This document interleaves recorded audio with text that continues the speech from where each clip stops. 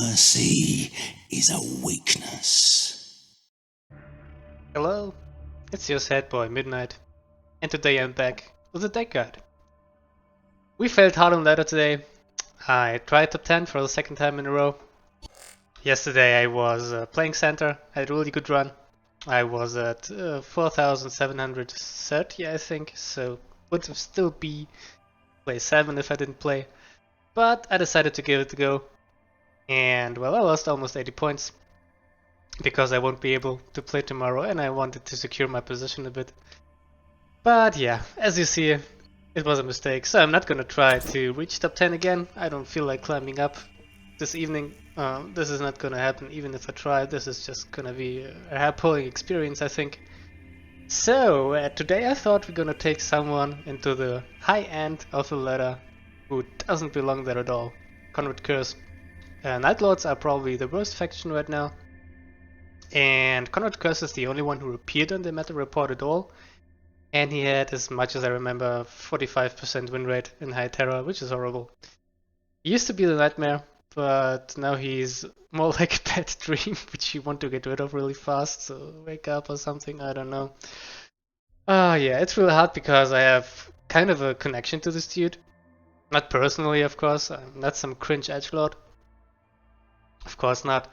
But he was the reward for my first tournament, which I won. This was the first Reddit tournament, and also the name, you know, Mr. Midnight and Night Lords kind of connects, you know. And I also like them in general. They look cool and terror. And I don't know, during Dawn of War 2 I always used the Night Lords pattern. I just think they look really cool. But yeah, they're probably the worst faction right now. But I still think Curze can compete. Like, climbing with him isn't sure. I'm gonna be real. The games are very long, and they're almost always gonna be nail biters.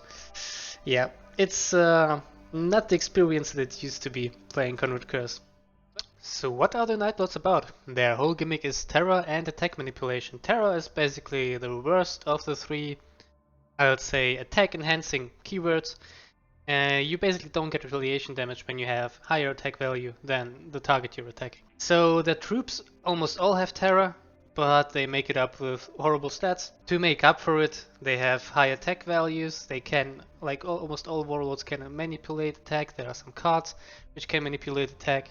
And they also have some flanking mechanics with some stealth. But yeah, in general, it just doesn't work. It's kind of all over the place.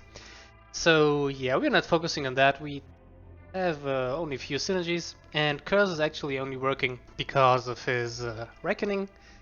Not even his Reckoning, it's not even a Whispers. What am I talking about? It's Madness. It's very simple. You reach 10 energy. Let me just show you real quick. You probably all know it by now, but let's act like you don't. So you reach 10 energy, then you transform into the Night Haunter. You gain Stealth and heal 5.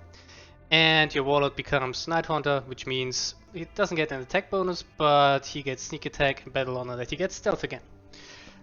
So yeah, and our whole deck revolves more or less around that. Let's take a look.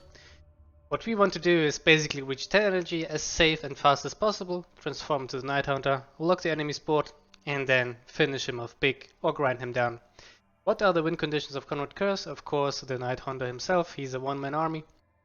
You can basically grind down your opponent just with his attacks. So like attack, do something, stealth up, and then just chip damage. Your opponent can't do anything anyway, so you chip him away slowly and then he just dies from the Raven or something. We pair it up with Apotheosis to make him even more obnoxious. So Mercy and Forgiveness into Apotheosis is basically a 4-attack bloodthirsty Konrad Curze. But as secondary win condition we of course have the Raven. He is just Vengeful Spirit which stays on the board. And Khorne's Favor actually paired with Orders from Terror. So if you're not buffed by Apotheosis on 10 energy and you have Mercy and Forgiveness equipped, Khorne's Favor with Konrad Curze does 24 damage. So this combo, you attack twice with Khorne's Favor, that's 12 damage. Then you pop Orders from Terror, that's another 12 damage. If you have Sneak Attack, great, but if you have a turn 10 and the enemy Warlord is at 24, just go for it. So yeah, this is basically how the deck works. I know it looks all over the place. Although he's the Primarch of the Burst Legion right now, probably, I think he still competes. And as mentioned, the personal connection to him kinda makes me want to play him from time to time. I just like it. So yeah, let's get over the deck. Our Warlord is Konrad Curze. His signature card is of course Madness. And his ability is also not too shabby for a Primarch. For 2 energy he can give -1, -0 to an enemy, so it can be the enemy Warlord or any troop. So the attack manipulation I was talking about, now he can act again, so you can use this as many times as you want. Use this twice on the enemy Warlord to attack without retaliation, or pair it with something like Rule of Fear, or Melgator, or what's it called, Night Size, so that they can kill something off. I think the ability is even better than the one of Sevatar, because simply he can't act again after that, but I guess it's cheaper to activate Night Size and so on with him. So yeah, first card is Command Bridge. It goes in any deck here. It is very important because we really want to fish for the Mercy and Forgiveness, a card which is mandatory here. Without this card, I don't think it's worth it to play him. And besides that, we want to fish for pieces of our combo, Spectre of Judgment to finish something big off, and so on. You got the idea. It's always the same. Kaiser Lane. Why he works here really good is Wrecking Claw. Wrecking Claw can give something flank. So if we give Kaiser Lane flank, he can activate his ability immediately and we can grab a tactic. What we're looking for is of course Warlord buffs, so something which enhances our attack or something. Besides that, just grab the best we can. So next we got Abandon Supplies. That's just a draw card. We have a lot of high cost units, so sometimes it comes in quite handy. Nothing too special. I just wanted to have something on Curve because he only starts with 2 cards because of Madness, and draw is more or less important here. Wreck and Claw. Well, this is the bread and butter of our early game. I think this is one of the most important cards here in this deck. Without it, you will really have a hard time surviving against most decks. Simply, yeah, because you won't. This kind of helps. We can, our first target is maybe the little P alphas and so on. But since all our troops have Terra, who have 5 costs or more, now this goes really well, simply because they can attack without retaliation while using their effect, so I don't know, Wreck and Claw, it works great. And also Kaiser Lane, so yeah, I think you saw this card quite a lot, and it's self-explanatory. We got 2 copies because it's not worth putting down 2, but when one dies, you can just replace it, and that's the idea here. Then Melgator, very good early game card to lower the tempo of your opponent a bit. And it works also really good here because with Konrad Curze's ability we can bounce units which have even more than 4 attack. So you can basically use his ability on something which has 5 attack and then Melgator it, because it then has 4 attack. I hope you know the math here. And then Crucial Choice goes really well with gym bosses like Konrad Curze, fish for a weapon, or a nuke, like we don't have any besides the Raven. Primarily we want weapons, I think. Or some Warlord buffs. So let's just see what we will get in the games later, maybe. Mercy and Forgiveness, well, without this card, Konrad Curze is kind of shit. Even more shit when he already is. This gives you Bloodthirst, so you can attack twice. That's the whole deal.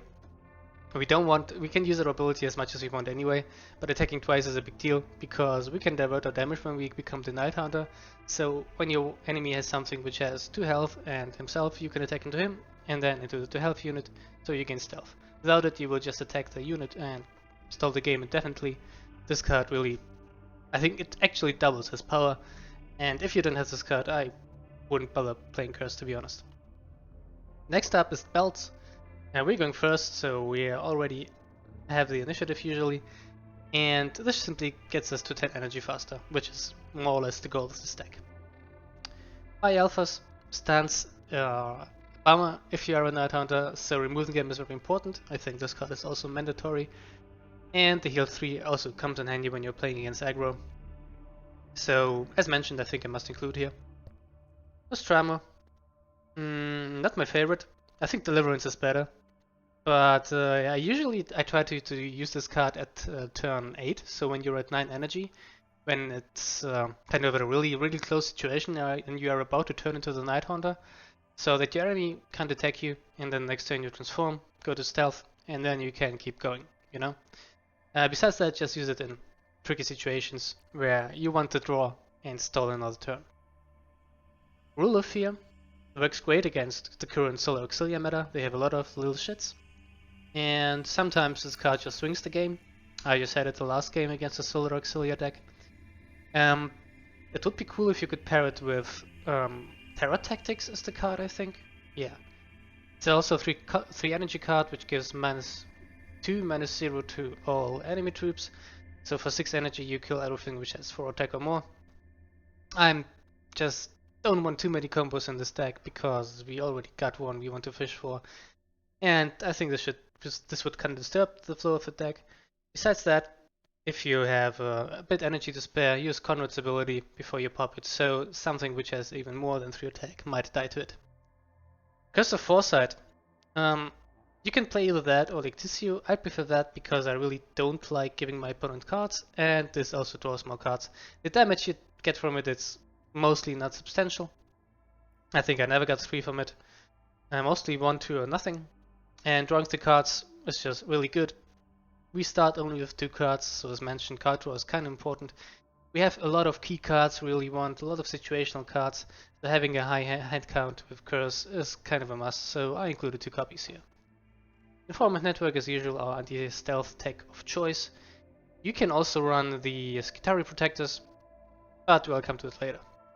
Orders from Terra, as mentioned. We want to pair it with Korn's Favor. This is one of the combo pieces here. How it works is basically it resets the whole attack counter of your Warlord. That says your Warlord can act twice. The Orders from Terra resets that completely, not only once, so your Warlord can attack twice again. That means that if you landed 2 attacks with Mercy and Forgiveness, Orders from Terra lets you land 2 more attacks. If you are in a really tough situation and need to step up sometimes, you can even use it without Korn's Favor.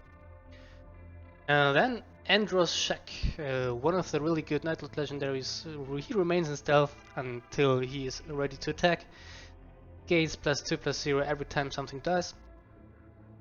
Usually you really want to keep him alive, or stealthed more or less, until it's the right time to attack, so you have to remove something, or he has a high enough attack value for you to think that, yeah, I probably should just smack.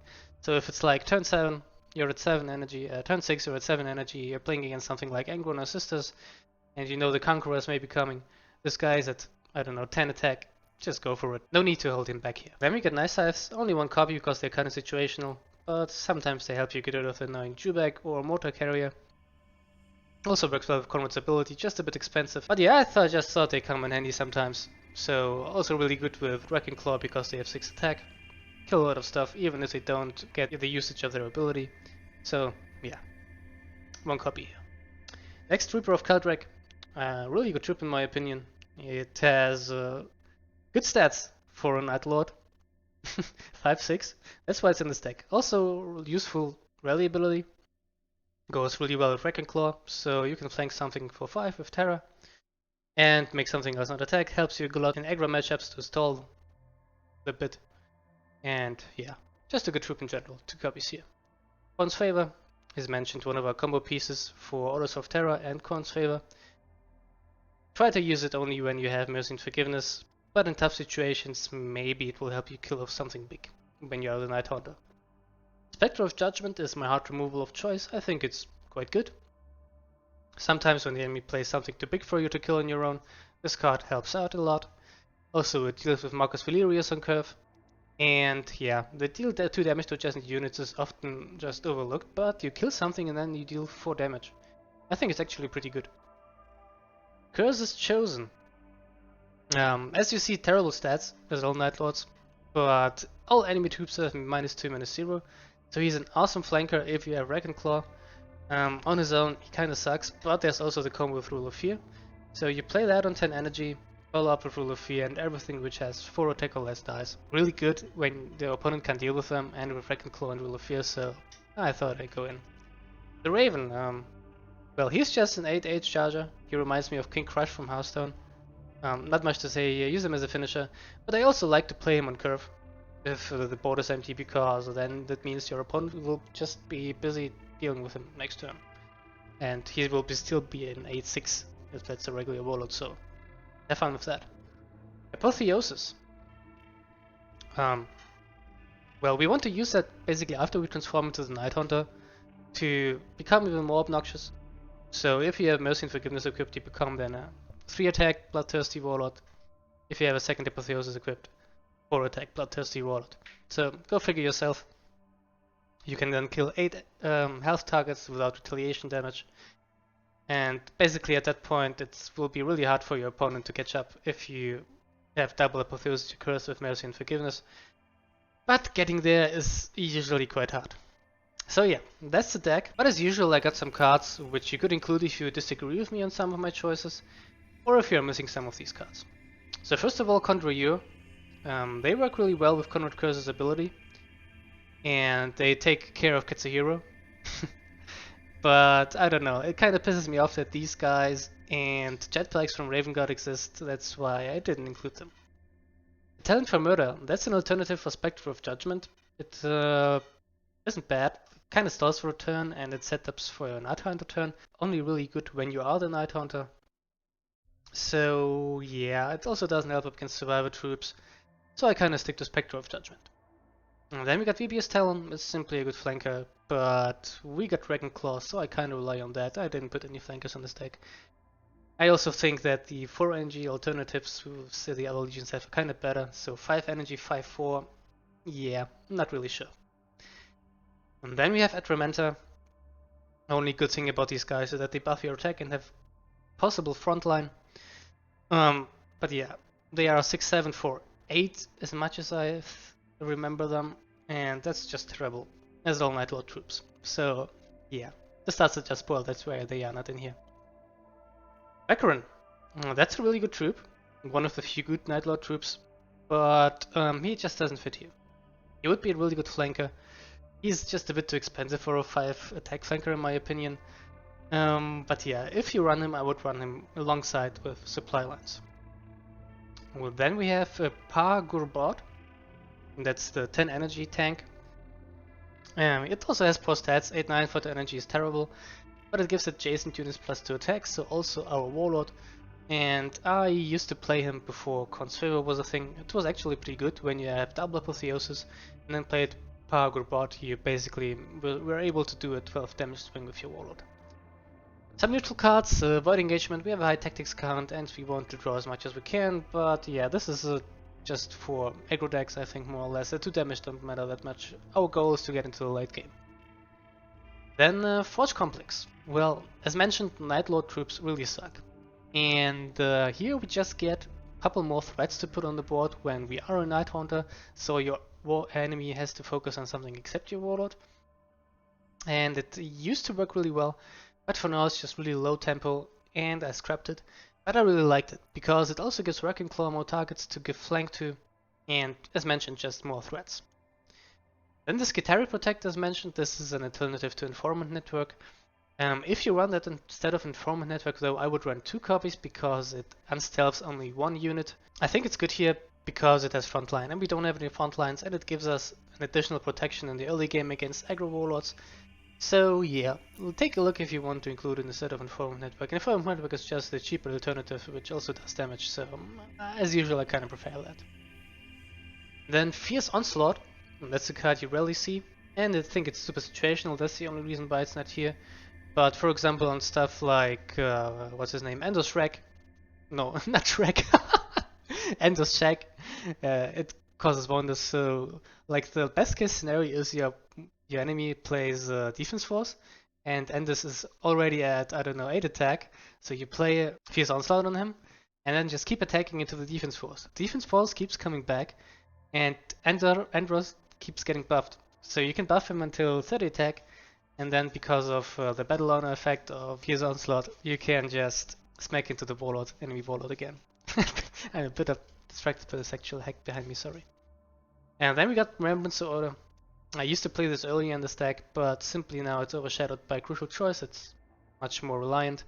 Remembrance Order, usually you use that, then Vulcan plays his hammer or something. But for now, Vulcan is not very popular. Same with Khan, where you fished for the white target out. So yeah, it's kind of obsolete more or less, and as mentioned, overshadowed by Crucial Choice. Last but not least, Manifest Destiny. You see it a lot in Gym Boss decks, but as mentioned, same problem as with Forge Complex. It's low tempo, we can't afford that right now. Usually it helps us survive, it gave us a second little health bar. But yeah, I discovered that for now it's simply not worth playing it, and usually I'm busy with something else on turn 4. I'd say let's run some games with this deck and see how it does. and the ladder where it really doesn't belong. Way too high up. I don't think I saw Konrad Curze in 2 weeks or something. So yeah, let's see how it does.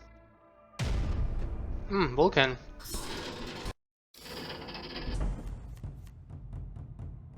It's actually okay if he doesn't go too hard on us. Funny that I mentioned in the intro that you don't see Vulcan at all anymore. I am damned, Vulcan. And here he is. Yeah, let's actually do that. Usually, I can show my superior. I'm not even using that because I'm so desperate to survive. Wrecking Claw. Let's draw first. Will of Fear. Yeah, taking 2 here. Taking into that makes no sense.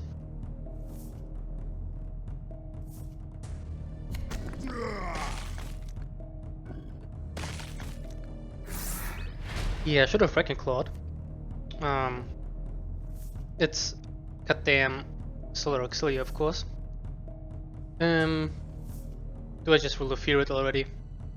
I mean, it's only 1 dude, but I can deal with him, so... yeah. I usually want to keep that for a bit later, but... still got Knife Size. Solar Auxilia Vulcan boys. That's how far we got. Just gonna develop a Wrecking Claw here.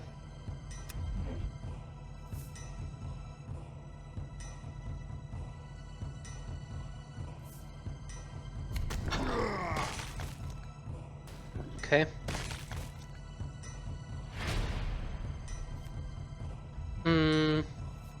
Yeah, Keldrak's gonna be good. Counter attack on that. Keep it flank. Kill you. I'm gonna keep this alive. Probably. Or Shack.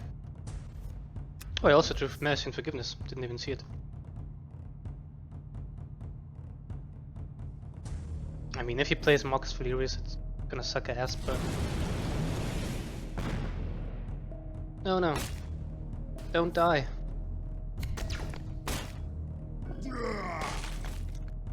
Okay. That doesn't do much, but I'm fine with that, so... gonna develop Shack. And let's play Crucial Choice for... that's an obvious spear. Mercy and Forgiveness with Spear, this is gonna be fun, I think.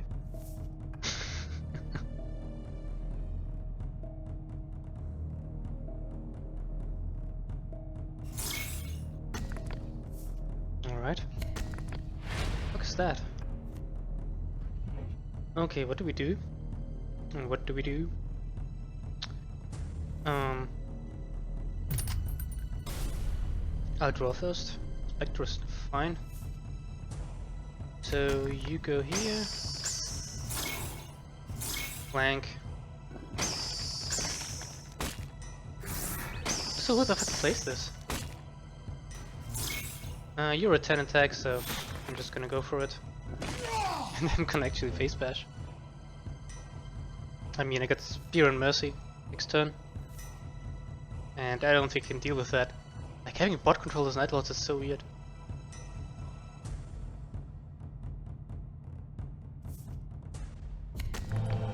Yeah, okay.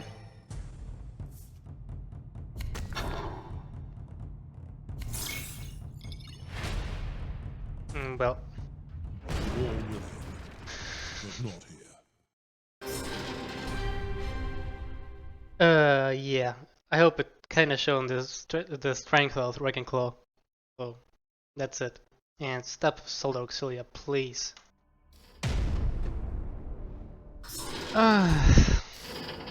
Our beloved Taurus Knight with Solar Auxilia. Welcome the darkness. So, at least I got draw. And I got autos from Terra.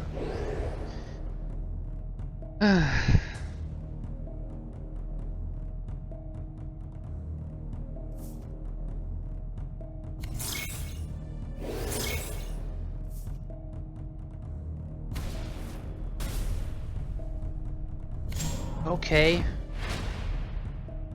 Interesting line of play, man. Belt.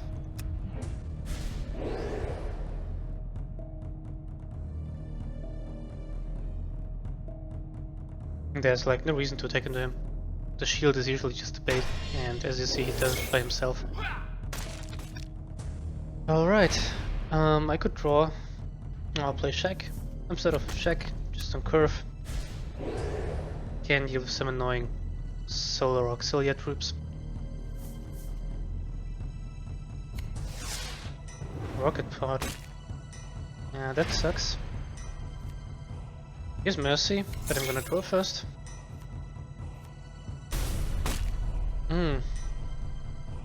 That sucks. But we got our combo already. I'm just gonna whip it here.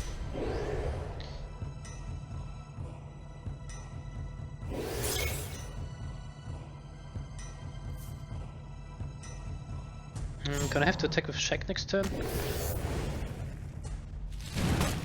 And all we need now is basically get to... Oh no, he has double Ascot. Should have attacked, I guess. What we just need now is 10 energy, right? I'm just gonna play the Reaper, I think.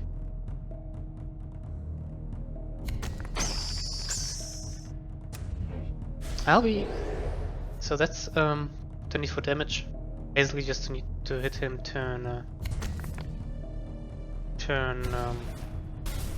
next turn. And I should be okay.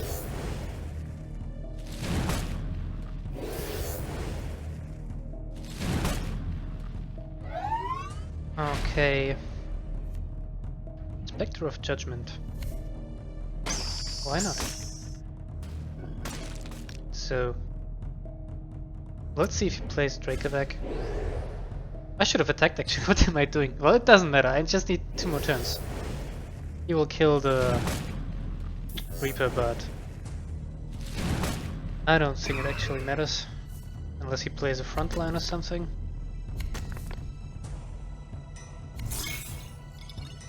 Thing is, he really doesn't expect me to deal that much damage, I think. Let's do that. Okay. So it's turn 9, so I'm just gonna Nostramo here, I think. Or do I? Yeah.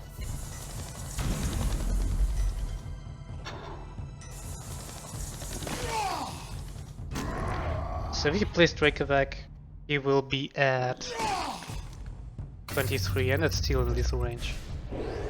So unless he kills me now, we're done.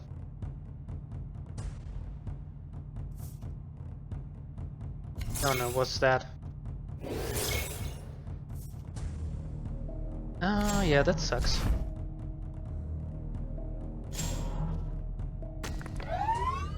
But it's still enough, isn't it? 12? Yeah, it's 18. Right? Yeah. You're good. GG. Solar Auxilia Knight.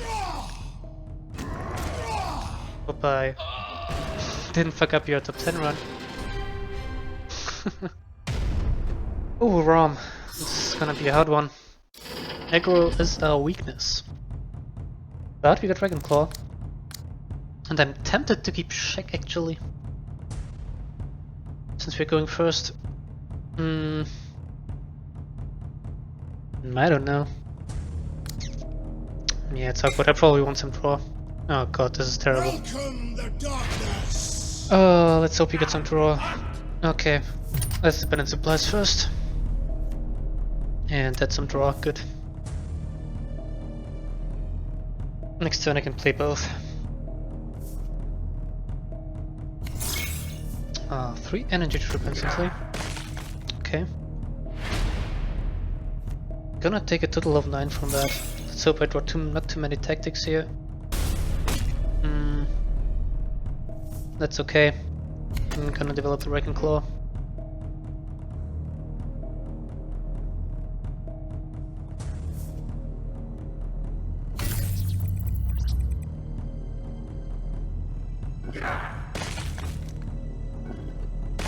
Okay, not gonna Melgator here.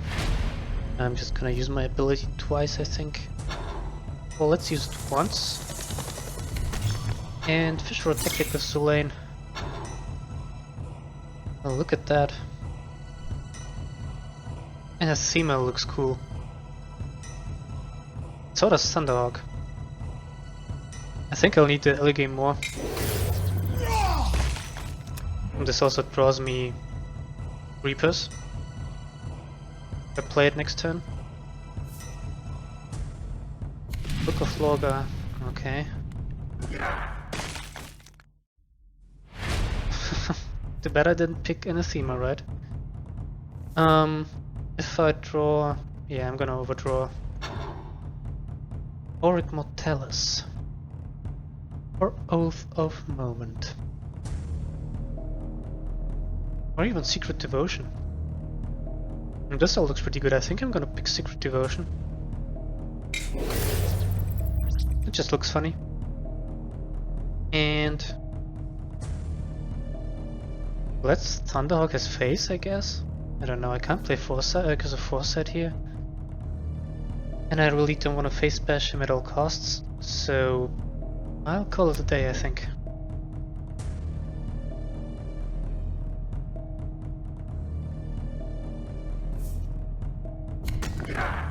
Oh, look at that. That's a big one.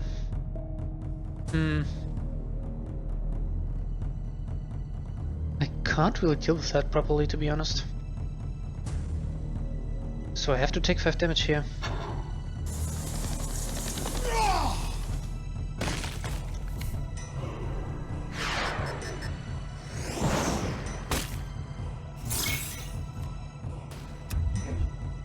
Here's the Reaper. And I'm gonna overdraw next turn. Hopefully it's not Mercy and Forgiveness or Korn's Favor.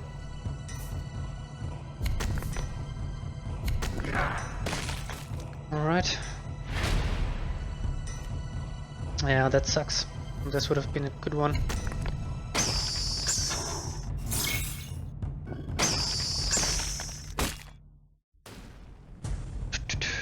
Yeah, I can't use the lane here either. Man. At least I got some heals. And Melgator.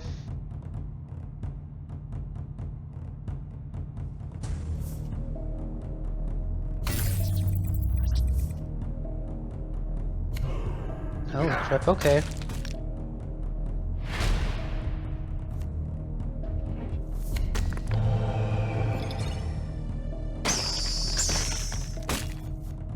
And let's Melgator my own dude here and just replay him. I think that's a good play. Healing for 6 here. What's Favor? What the fuck? Why would he play that?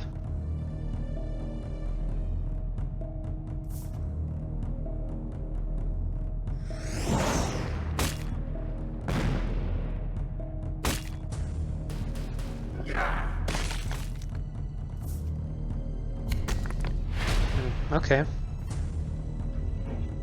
So, Reaper.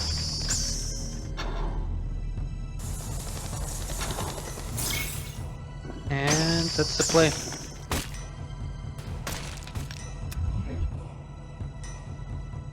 Unless he kills me somehow, we're done here.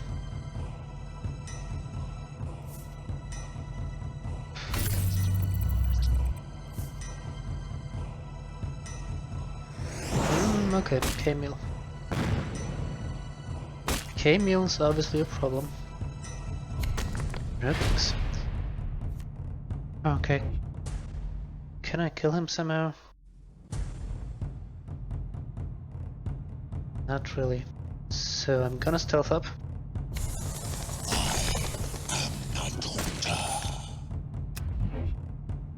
And just do that, I guess. Not going to attack because it's safer to do it when I have apotheosis.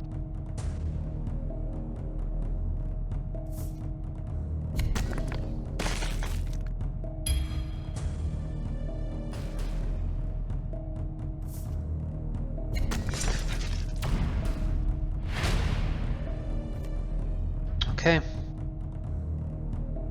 I mean, I could fish for Konrad's favor. Yeah, here it is. Good top deck. And rip, we're drawn. Cool. Karn. It's also a really bad matchup. Because he usually just kills us. So what we need... I don't even know.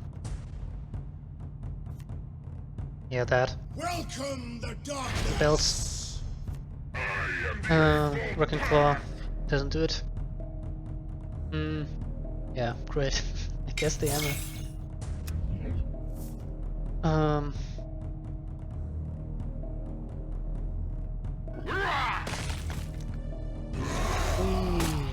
In my face. Your face. Okay.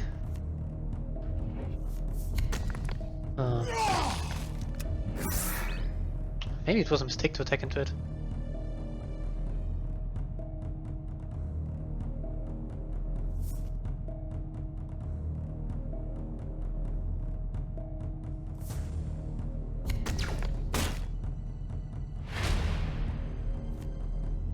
Just a stack.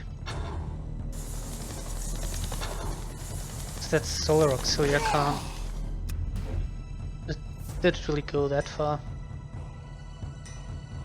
It just restricts you so much.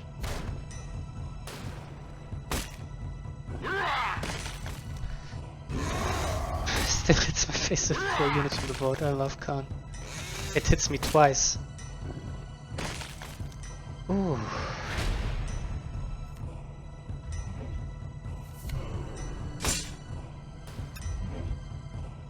Well, at least I got Reapers next turn. And the turn after.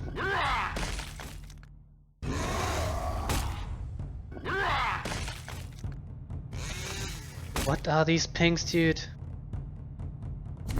Seriously, fuck Khan.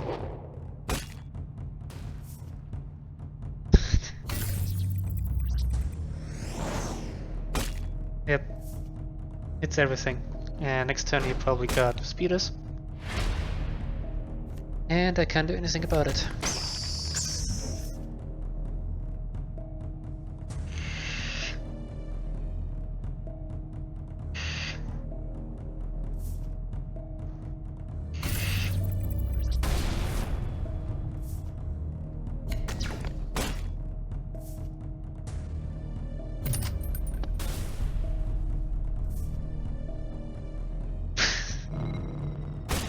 He just slams his whole hand into me. Okie dokie. This hole doesn't do shit. Maybe Spectre does.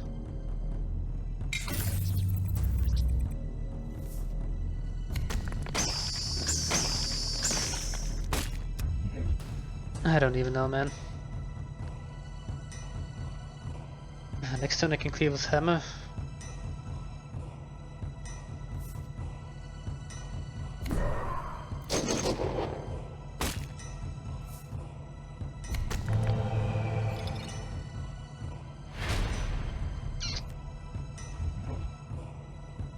Yeah, there's no way he doesn't have enough damage for that. So I'm just gonna do that.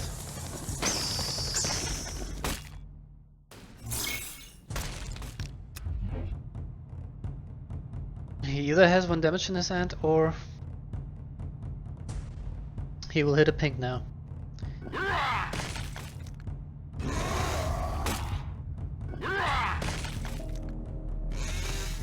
Okay.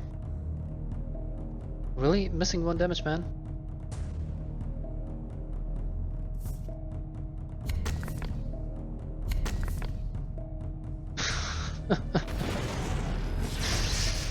Oh, get lost, dude.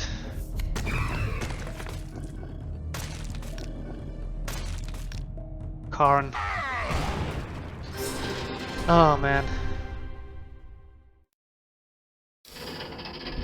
Well, isn't this game fun? These were 4 games for you.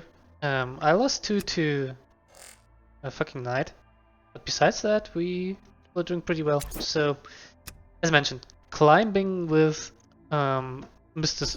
Konrad is a bit difficult, but 45% win rate is not justified. I have like, let me count, how much is that actually? 311 times 190. Yeah, 61. So it's not great. It's not even enough for the 50, I think. You could try, but maybe someday if they will nerf Knights and Solar Auxilia in like 1 or 2 months, maybe. But that's being positive. I don't think it's ever gonna happen again. Yeah, so I hope you still enjoyed the games. If you want to check other deck guides, find those on my channel. I also take community requests, so if you want me to make a warlord work of your choice, let me know in the comments. And besides that, there's also event gameplay and the games of the current World Cup. By the way, we're in the quarterfinals, Team Germany, so the quarterfinal game of us versus Nordics is coming soon on my channel as well. Don't miss that. And I hope to see you then. And until then, midnight out.